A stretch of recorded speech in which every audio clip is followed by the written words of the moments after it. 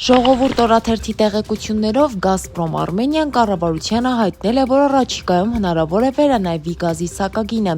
Խոսքը ըստ աղբյուրների ոչ թե նվազեցման, այլ թանկացման մասին է։ Թեման արդեն քննարկվում է կառավարությունում, իսկ հայտը կարող է ներկայացվել հանրային ծառայությունները կարգավորող հանձնաժողով։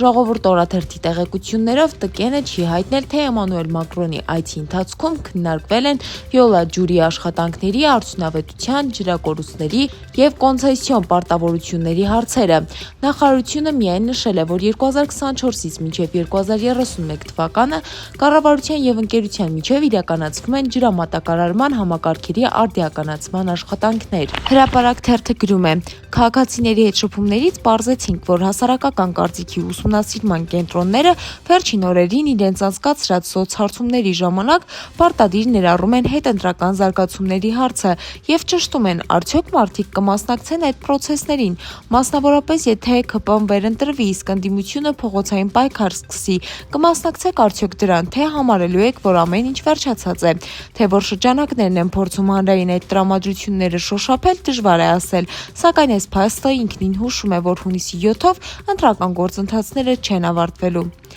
Հրապարակ թերթը գրում է. Ալեն Սիմոնյանը օրերս Նիկոլ Փաշինյանին ներկայացրել է ՔՊ-ականների շրջանում տիրող իրարամերժ տրամադրությունները և մտահոգությունները։ Ասել է, որ ՔՊ-ի ներսում մտահոգված են Փաշինյանի չափազանց հուզականությամբ, վտանգավոր հայտարարություններով։ Նրանք բոլորը իհարկե շատ են ցանկանում խորհրդարան անցնել, իշխանություն լինել, սակայն սկսել են կասկածել և վախենում են, որ իրենց առաջնորդի սխալները կարող են խոչընդոտել դրան, քանի որ ՔՊ-ի դիրքերը նախկինի պես ամուր չեն։ Փաշինյանը իրեն բնորոշ ոճով պատասխանել է, որ նրանք ոչինչ չեն հասկանում, ինքը գիտի ինչ է անում և հավելել է. «Դրանց ասա, թող իրենց աշխատանքը կատարեն ըստ պլանի, իրենց գործը չի, թե ես ինչ եմ անում և ասում»։ Հրապարակ թերթը գրում է. Ռուսաստանի իշխանական շրջանակները սկսել են լուրջ վերաբերվել Հայաստանում իրենց դեմ ծավալվող այսպես կոչված հիբրիդային պատերազմի, ՌԴ-ի և Պուտինի դեմ շրջանառվող տեղեկություններին, որոնք հիմնականում տարածվում են իշխանական և իշխանամերձ շրջանակների կողմից։ Մեր տեղեկություններով հայաստանյան հայտնի սիթքոմներից մեկի իշխանական դերասանի հակապուտինյան հարցազրույցներից և հայտարարություններից հետո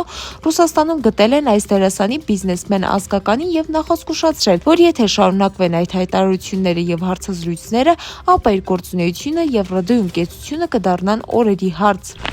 Հրապարակ թերթը գրում է. Նախօրեին Երևանի ավելի քան 15 հասցեում իրականացված խուզարկությունները կատարվել են նաև արցախցիների տներում։ Մեր աղբյուրները հայտնում են, որ իշխանությունների թիրախում են հատկապես ակտիվ արցախցիները, որոնք այս շրջանում նախընտրական գործընթացներին են ներգրավված, աշխատում են ընդդիմադիրների շտաբներում։ Արցախցիները կասկած չունեն, որ իբր արցախցիների մասնակցությամբ այդ մասկի շոուն, որը հունից հանել էր Նիկոլ Փաշինյանին, իշխանությունները բեմադրել են նախևառաջ արցախցիների շրջանում ռեյդ իրականացնելու և ակտիվ եղանակ փոխող մարդկանց ձերբակալելու նպատակով։ Փաստ թերթը գրում է, որ քաղաքականության մեջ ինքնատիրապետումը և սառնասրտությունը ռազմավարական կարևոր նշանակություն ունեն, իսկ չափազանց հուզական և ագրեսիվ վարքագիծը կարող է վկայել ներքին անկայունության և ռազմավարական խորության պակասի մասին։ Թերթը նշում է, որ հասարակությունը առաջնորդների մեջ պետք է գնահատի զսպվածությունը և երկարաժամկետ մտածողությունը, հատկապես Հայաստանի նման բարդ աշխարհաքաղաքական պայմաններում։ Դե ինչ, այսքանն էինք պատրաստել ձեզ համար, եղեք տեղեկացված։